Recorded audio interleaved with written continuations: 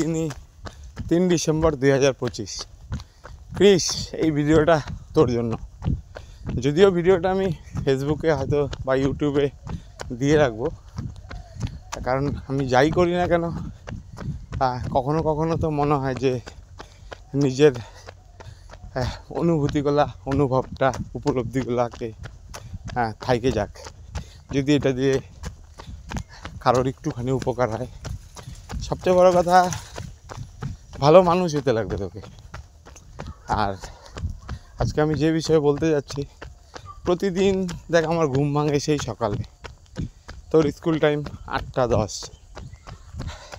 কিন্তু তুই এমনভাবে আন্তরিকভাবে আমাকে মানে তোর পাশে থাকতে বলিস, আমি তোর এই আন্তরিকতাকে উপেক্ষা করে আমি দৌড়াতে যেতে পারি না।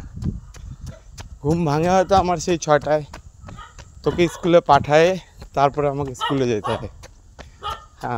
তারপরে ধর ওই আমার 20 কিলোমিটার মোটামুটি মহাকাল চৌপতি গিয়ে বাড়ি আস্তে আস্তে আমার সেই 10টা 10 বাজে। আইসে কোনোভাবে শরীরটাকে ঠান্ডাও করতে পারি না, কেন কি ওই শরীরে ঘাম বেরোতে থাকে, ওই অবস্থাতেই স্নান করে স্কুলে যাইতে হয়। স্কুলে যাই 10:30টার মধ্যে, স্কুলে যেতে হয়। সব দিন হয়তো টাইমে পারি না, কিন্তু খাওয়া দাওয়া কিন্তু করতে পারি না, কোনো দিনও পারি না।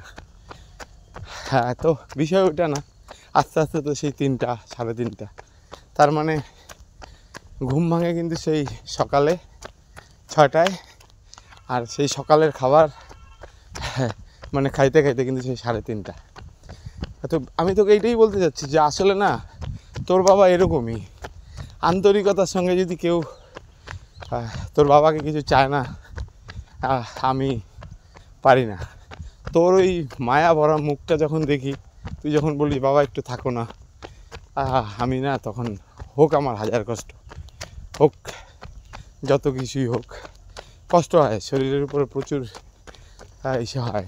কারণ ধর ঘুম ভাঙার পরেই শরীরে কিন্তু খাবার লাগে। তো যাই হোক, এটাই বলতে চাচ্ছি যে যেটাই করিস না করিস, সবসময় মনে রাখিস জীবনে ভালো মানুষ হতে হবে। আর এই ভিডিওটা এর জন্যই দিয়ে রাখবো, যদি মানে কারোর কোনো কাজে লাগে। আর আরেকটা কথা, যে তোর যেটা স্বপ্ন, ওই স্বপ্নটাকে বাঁচায় রাখতে লাগবে। আর যেমন আমার দৌড়ানো স্বপ্ন না, আমি আসলে আমার জীবনে, তুই তো জানিস ছোটো থেকেই দেখতেছিস, এখন তুই অনেকটাই বড়। তোর বাবা কি পারে আর তোর বাবা কি পারে না, এটা তোর চেয়ে ভালো কেউ বোঝে না। তোর বাবা পৃথিবীর বাকি বাবাদের মতো না, একবারেই না। সামান্য থেকে সামান্য কাজও আমি করতেই পারি না, তুই তো দেখিস। তো এখন তুই আস্তে আস্তে করে বড় হচ্ছিস, তুই আরও বড় হবি, আরও বুঝবি। তো আমার এই অসুস্থতার প্রভাব তোর জীবনে যাতে আশীর্বাদ হয়ে আসে, তোকে যাতে এটা চালিকা শক্তি হয়ে তোকে যাতে চালায়। আমি সবসময় একটা জিনিসই চাই, তুই একটা ভালো মানুষ হ, সুস্থভাবে স্বাভাবিকভাবে সেই জীবনটা কাটা যে জীবনটা আমি কাটাইতে পারিনি। আর আমি তো কোনো কিছুই পারিনি, কারোর জন্য কিছু করতে পারিনি। তুই হচ্ছিস আমার একমাত্র আমার জীবনের সেই মানুষটা, যেখানে আমি হয়তো গিয়ে আমার মতো করে চেষ্টা করতে পারি, বাদ বাকি কোনো রূপেই তো আমি সফল না। তো তোকে ভালো মানুষ হতে হবে। আর তোকে এই কথাগুলা এর জন্যই বললাম যে দেখ, আমি তোর ওই সকালবেলার সেই যে আবদার, বাবা কিছুক্ষণ থাকো না, সারাদিন তো পরে তোমাকে পাবোই না। কারণ আমি জানি যেদিন তোর প্রথম জন্ম হয়, যেদিন তোর জন্ম হয়, আমি ওই সময় বা ওই মুহূর্তগুলোতে কীরকম অবস্থায় ছিলাম। তো তুই আস্তে আস্তে করে বড় হলি, আমি জানি না কীভাবে তুই বড় হয়ে গেলি। আমি তো কোনোভাবেই তোর মাকে সাহায্য করতে পারিনি তোকে বড় করে তোলার ক্ষেত্রে। লাস্ট 4-5 বছর থেকে আমার অসুস্থতা বাড়লেও এই জায়গাতে আমি লাস্ট 4-5 বছর থেকে তোর প্রতি আমি যতটুকু পারি আমি চেষ্টা করে গেছি। আর এর জন্য মনে হয় যে আমার বাইকে থাকাটা তোকে সামনে রাখি, তোর জন্যই, তুই হয়তো গিয়ে বাঁচায় রাখছিস, তোর জন্যই হয়তো বাইচে আছি।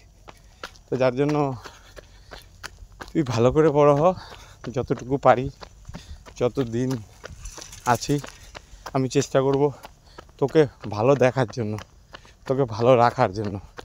যেদিন আমি থাকবো না সেদিন তুই যেভাবে বড় হচ্ছিস সেই মুহূর্তগুলোকে মনে রাখিস। এই মুহূর্তগুলাই তোকে তোর মতো করে ঠিক জায়গায় পৌঁছায় দিবে।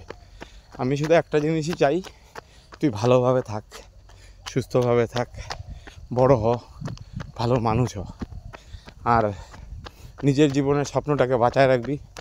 ওই স্বপ্নটাকে যত বাধাই আসুক করে যাবি। এই যেমন দেখ, একসাথে অনেকগুলো কাজ করা যায় না। এই যে এখন আমি দৌড়াইতে যাব, এখন তো আস্তে আস্তে দৌড়াচ্ছি যেহেতু ভিডিওটা করছি। এই 20 কিলোমিটার রাস্তা, এখন না হয় অল্প ঠান্ডা, এই যখন সারা বছরই কখনো বৃষ্টি কখনো রোদ, এর মধ্যে দৌড়ানো, তারপরে এসে স্কুল করা। আমি তো অ্যাথলেট না, আমি তো সাধারণ একটা মানুষ। তো শরীরের উপর ভীষণ প্রেশার পড়ে। আর এটা তো আর কি, আর যে অসুস্থতাটার সাথে আমি চলি, এটা তো কী পরিমাণ মানে প্রেশার দেয় শরীরের উপরে, এটা একমাত্র আমিই জানি।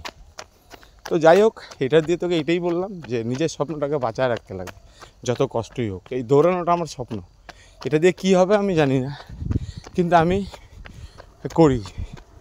দেখ, আমি সুযোগ পাইলে তুই নিজেও দেখিস, আমি 2-3বার বেরিয়ে পড়ি, 40 কিলোমিটার 50 কিলোমিটার দৌড়ে ফেলি। আমি ম্যারাথনে কিন্তু যাই না, হঠাৎ এই যে লাস্ট 1-2 বছরে গেলাম, নাহলে কিন্তু যাই না।